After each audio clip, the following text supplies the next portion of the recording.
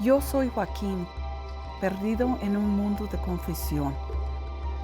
I am Joaquín, lost in a world of confusion, caught up in the world of a gringo society, confused by the rules, scorned by attitudes, suppressed by manipulation, and destroyed by modern society.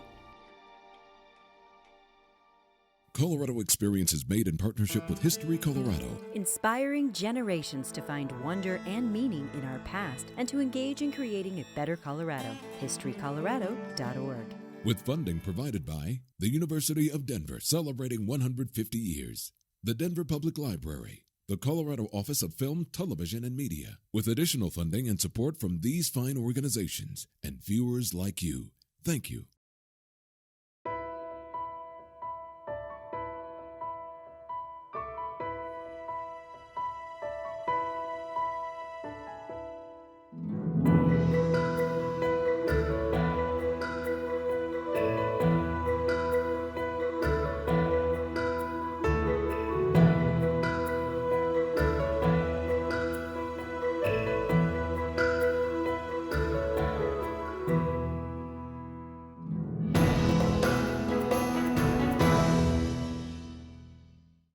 I identify myself as a Chicano.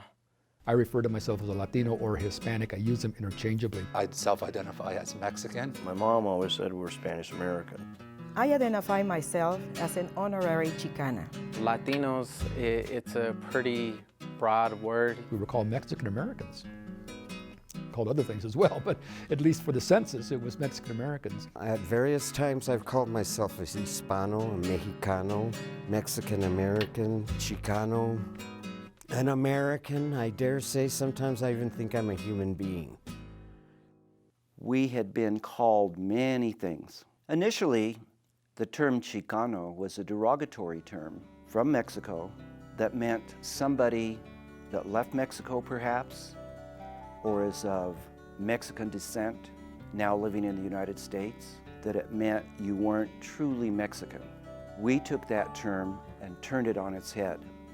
And it wasn't until the Chicano movement that we identified ourselves. When a community decides from their own standpoint of what their label is, I think that's a different thing and can be an empowering thing. Those who label themselves as Chicano, I think that is the idea of creating one's own identity out of a shared experience. There's some people who still don't agree or understand the concept of Chicano, but what it really means is a person who has pride and dignity and is becoming self-actualized and understands their history and where they've been and where they want to take their families and take our communities and take this nation. To be Chicano just didn't mean like the term now Hispanic or Hispano. It wasn't just like this term that you spoke Spanish. It was about political consciousness. It was about activism and acting. Many Mexican Americans in Colorado had essentially adopted the policy of avoiding trouble. Let's assimilate as much as we can. Let's not call ourselves Mexican Americans, let's call ourselves Hispanos and emphasize the Spanish side of this. Let's make sure that we speak English. Let's not be different. In the 1950s and the 1960s, the Chicano movement revived cultural pride in being Mexican, in being Indian, in speaking Spanish, in having a very rich and deep history. The history of the Chicano movement came about basically because of discrimination. Basically because Chicanos, Mexican Americans, were not allowed to participate in many of the mainstream venues of U.S. society. That included the lack of relevant education in public schools, the lack of jobs, the lack of integration into the structure of American society. All of these were factors that contributed to a rebellion, because that's really what the movement was. It was a rebellion against injustice. We wanted not only parity, we wanted not only recognition, but we wanted control of our own destinies. A flourishing of protest against inequality in the United States echoed throughout the country, and particularly in the American Southwest, the Hispanic homeland, where Spanish-speaking Americans had been treated as second-class citizens. Roger Cisneros, who was a member of the state Senate, he is a young man from northern New Mexico, came from a very poor family, served in the war, moved to Colorado, and he remembers the times when he tried to get into a restaurant a place of public accommodation, and there were signs that said, "No dogs and Mexicans." The Cuban Revolution had taken place. The African American movement was in process. The Native Americans were rebelling. Women were preparing to rebel. It was the women who I think were on the front lines. They were the ones who I think took the brunt of the difficulties that he experienced as civil rights activists. They're the ones who do the hard work. They're the ones who do things that nobody else will dare do.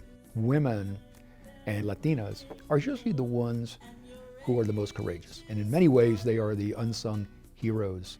We were not recognized. We were not accepted. We had to struggle for everything that we did. We had to be twice as good to be able to succeed.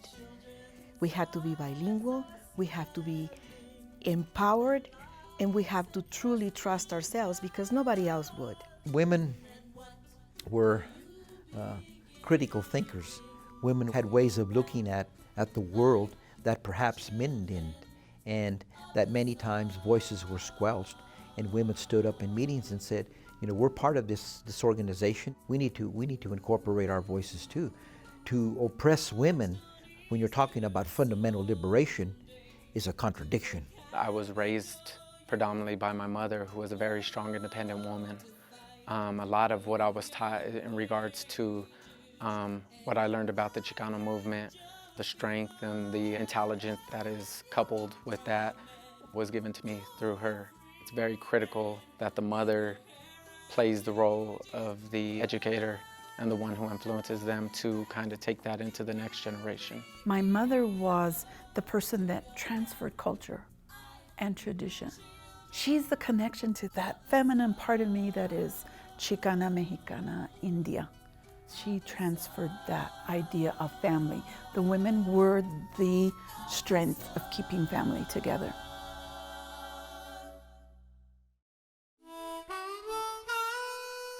Spanish-speaking people have been in Colorado before there was a Colorado. But after the Treaty of Guadalupe Hidalgo, Hispanos in Colorado had to fight really hard from the very beginning to preserve their political rights and their land rights. This whole piece of Colorado and Southwest was all part of Mexico. I mean, even if you don't go back to the indigenous cultures, we surely were part of Mexico, not the United States. And then an illegal war is waged, and guess what? We're now part of the United States, but treated as second-class citizens. We didn't cross the border crossed us. We have been here, we've always been here. We didn't come here like many believe from a foreign land. This is where we grew from, which was California, Colorado, Utah, New Mexico, Arizona, Nevada, Texas. Aztlán was our homeland. Aztlán was, some people argue it was mythical, some argue that it did exist. It was considered the Southwest, and that was then a part of Mexico. It's a place where the Aztecas eventually ended up. Aztlán was believed to be our native land, and part of modern America sits on that. As it transitioned into the Chicano movement, it was definitely something that was very prevalent in my grandfather's speeches. Land that was ours. My grandfather is Rodolfo Corky Gonzales. What do you know about all of these streams and rivers and mountains? Here in Denver, the Crusade for Justice, led by Corky Gonzales, was the most active part of the Latino community and the Chicano movement. And there was a lot of tension between the police department and the Crusade. There was a shootout that occurred at the Crusade for Justice building. There was an explosion that occurred there, lots of trials, criminal trials, lots of demonstrations during that time. There was also disappointment with the school district. Students at West High School walked out of class to protest racist remarks made by a high school teacher. An Anglo teacher inadvertently in front of the class made fun of Mexicans eating beans and said that because of the food they ate, they were stupid. When the principal and the school board refused to punish the teacher involved, or at least put him on a leave of absence, students started walking out by the hundreds.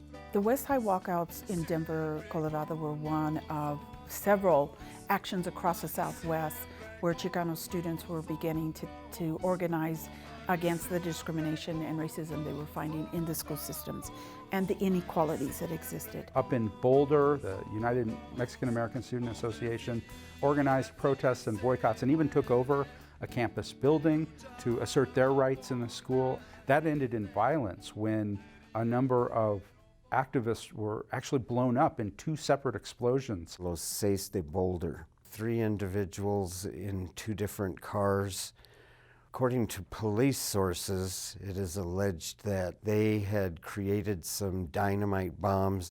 Apparently, the explosives in both cases detonated prematurely. The police have asserted to this day that these individuals essentially died at their own hands. The Chicano community considers Los Seis as essentially martyrs to the cause, that they were in fact targeted for assassination. The civil rights movement had divided America, and so had the Vietnam War by that time. The Chicano rights movement flourished during the Vietnam War, and the Vietnam War became a particular point of protest for the movement. Mexican Americans, particularly poor Mexican Americans, served in Vietnam in great numbers. Well, jobs were hard to find back then, so I don't know if some of them joined because they didn't have the money to go to school, so they didn't have a college deferment. Was it a way to get out of some of the neighborhoods? You know, I was lucky I lived in a decent neighborhood, but there's a lot that didn't. Some looked at it as a job. You know, you got paid. A lot of Latinos saw that military service was a way to enter the middle class, to succeed, to make it a career. One of my uncles suggested that I should join rather than be drafted. You get a chance for a better job classification. So I went in, went to basic training. I remember in the beginning when you sign up for these schools, sergeant that came in, he showed a movie about a door gunner. So they showed this guy flying around, the guy's writing his name with the machine gun, you know, shooting into the water and all that. And I thought, man, that might be fun, you know, so I checked it down as my last entry. Well, about 2 weeks later, found out that I had been accepted for that school. Mexican Americans tended to be more likely to serve than non-Latinos. And more of them served in frontline infantry combat, so consequently, the death rate for Mexican American soldiers was double that of non-Latino soldiers. The draft did have a very, very devastating impact, both on the Chicano movement and the arts. The Chicano music industry lost members. Some of them died. Many of them came back alive, but were unable to participate in the arts upon their return. Simultaneously, and not coincidentally, we saw a change in music. That in some sense it was the soundtrack to the Chicano movement. The role of art, whether we want to talk about music, theater, graphic arts, literature, all of that has a role in any society as a result of the social, political, and economic structure of that group of people at that time. If you actually talk about the Chicano Renaissance, which is the artistic movement among the Chicano people in the 1960s and 70s, what they did is they went back to the indigenous roots.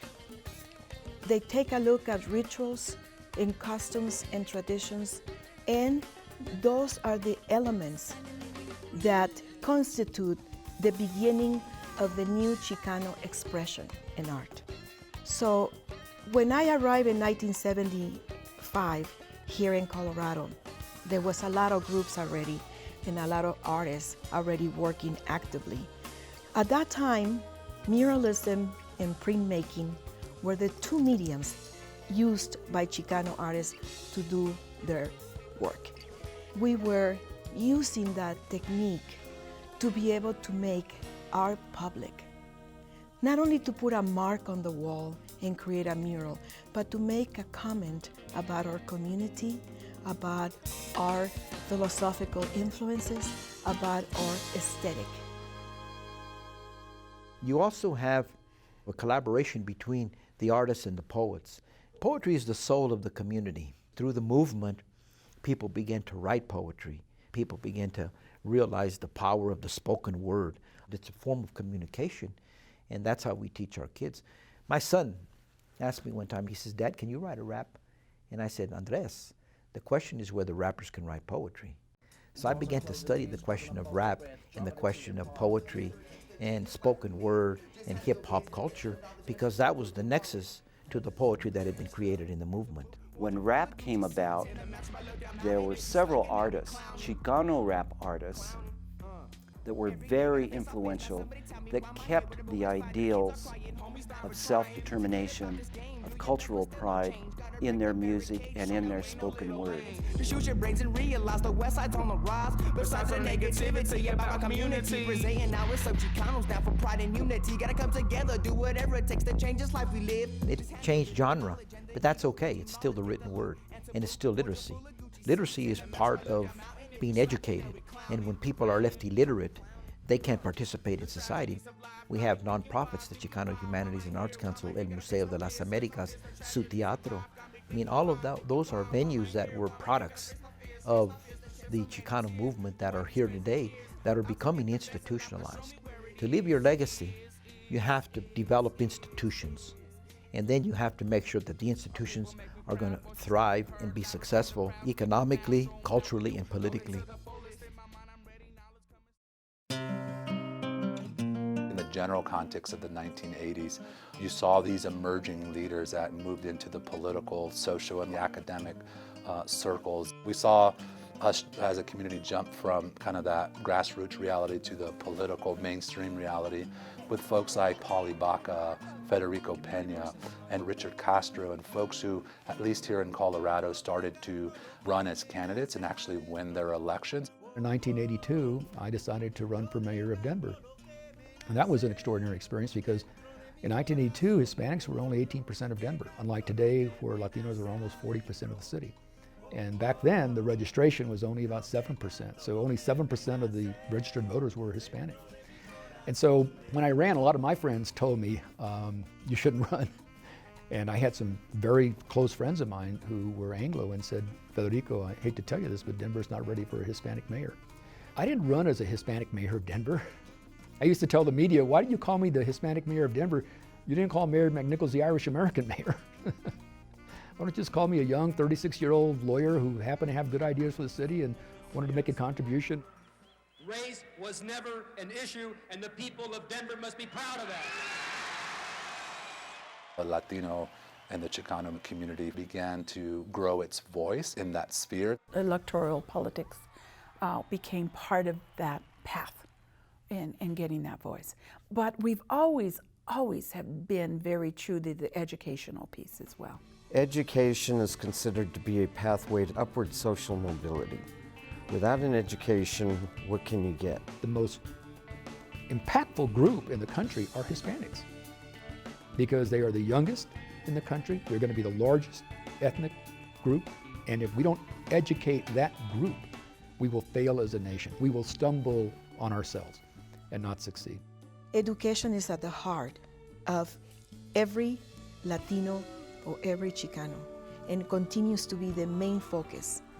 All we want is accessibility and better education for our kids. And that is the mandate that I follow. I worked for Denver Public Schools for 30 years. In the middle 90s, I was teaching at Horseman Middle School, which, by the way, 95% population of Chicanos living in the projects. One thing we did experience at Horseman Middle School where I went was a major expulsion. The district hired Ruben Perez, who felt that coming to Horseman, he was going to straighten all of those hoodlums up. He expelled hundreds of kids in one single day. Most of these kids were my friends, you know, people I grew up with, went to school with. They were all predominantly Latino students, Chicano Mexican descent. He did what has been done to us before. He put all of us in the same mold. The 90s was a very rough time in Denver. You know, gangs were very prevalent. We grew up in the inner cities, so we were definitely experiencing what was associated with that and what came with that. Walking home almost once a week, we were stopped and searched. Our bags went through, things like that. We were 12-year-old kids, so there wasn't much we were carrying at the time except for school books, but, you know, we were treated as if we were adults. They'd sit us along the, you know, on the ground, line us up. The climate of racism was pretty prevalent between young males of color and, you know, police officers. Over the years, it's been too many to count in terms of, you know, the times I've been stopped because of the way I look. Obviously, I'm dark-skinned, I'm Mexican. There's an assumption that I may be a gang member, I may be up to no good, what have you. And so still, that has been an issue even till this day. And I don't see that stopping anytime soon, but it's why I do the work that I do. And when I talk to others, I remind them about my own personal experience and the work we need to do to make those things better. I certainly have participated in civil disobedience to call on our elected national figures to pass immigration reform. Civil disobedience is that action that you can take as a citizen that is protected by the Constitution to redress those grievances before your government. This is my community service.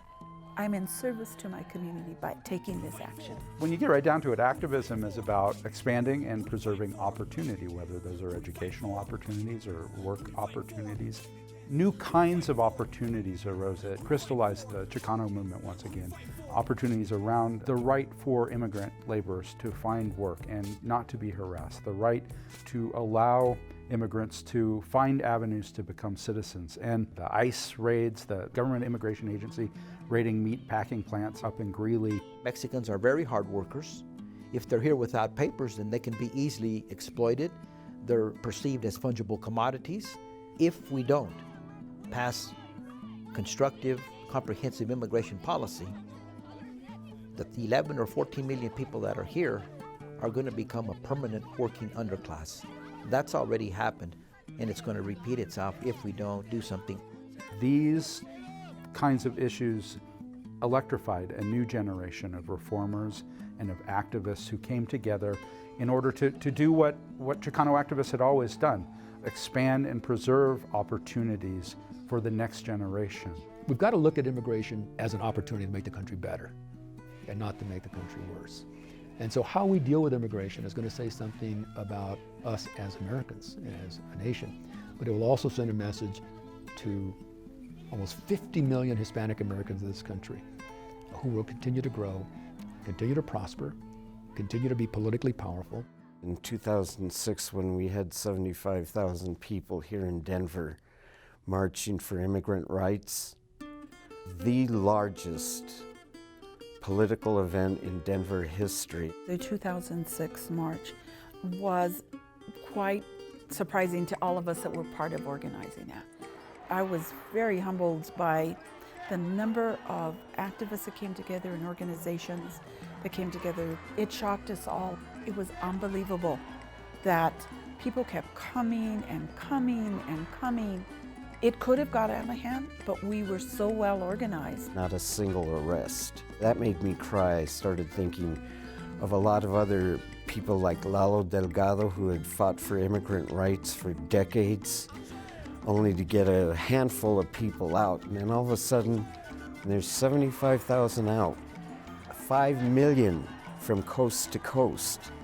That really affected me profoundly, I think. Tens of thousands of families came out into the streets, and I believe it's still the largest rally in the history of Colorado. But again, the focus being around worker justice, around families, reuniting families. It's a powerful thing, and I think it was a sign of things that are to come. Unfortunately, we haven't seen a broad sweep of positive changes for Chicanos in the Southwest completely. There's still non-acceptance of us. We're still being seen as illegals. We're still being seen as non-U.S. citizens. We're not accepted as Americans completely. So in that sense, the Chicano movement is still alive and still work to be done. I've never believed the movement is dead, because where you have injustice and where you have inequality and where you have discrimination, we have a responsibility to stand up and speak out against it. 40 years later, the movement still goes on in my mind and in my heart, and I am now a professor, and I teach and talk about the movement because it's alive and well, and I think that we're teaching a new generation the importance of struggle in obtaining social justice. For me, the Chicano movement will never die. As long as the fight for justice continues, the Chicano movement will continue to be at the center, at the core of that spirit to fight for a better future on whatever issue on whatever group of people that we're fighting on behalf.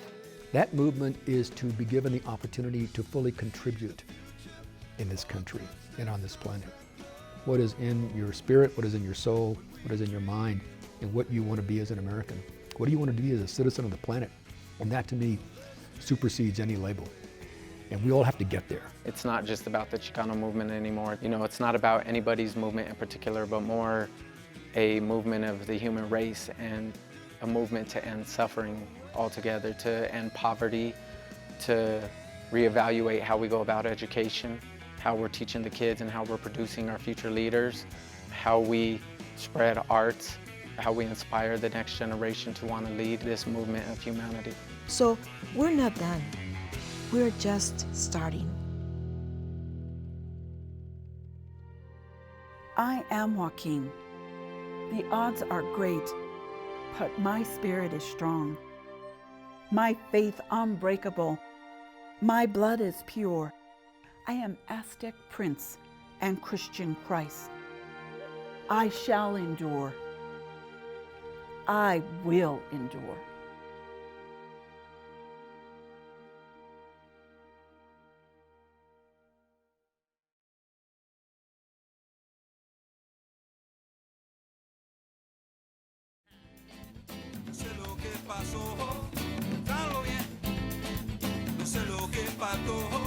Am I doing enough for my people?